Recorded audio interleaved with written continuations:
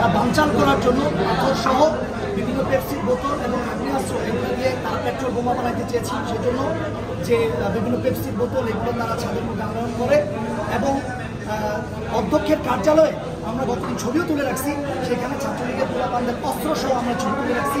সেটা তারা এখানে মজুদ রাখে সাধারণ শিক্ষার্থীদের আন্দোলনকে বানচাল করার জন্য।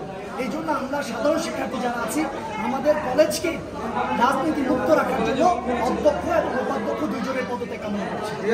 24 ঘন্টা তাদের সময় দেওয়া হলো, এই 24 ঘন্টার মধ্যে অধ্যক্ষ এবং উপাধ্যক্ষ যদি পদত্যাগ না করেন তাহলে আমরা পরবর্তী কর্মসূচি হিসেবে বাংলা কলেজে কোনো ধরনের ক্লাস এবং প্রশাসনিক কার্যক্রম হতে দিব না। এবং এই দুজন কালকেই অবাঞ্ছিত ঘোষণা হয়ে গেছে, যার জন্য সাধারণ শিক্ষার্থী এই অধ্যক্ষ এবং উপাধ্যক্ষকে কলেজে ঢুকতে দিবে না। আর তারপরেও যদি তারা দাবি না মানে তাহলে আমরা মার্চ টু তাদের বাসভবন, অর্থাৎ আমরা তাদের বাসভবন ঘেরাও করার জন্য সরকারি বাংলা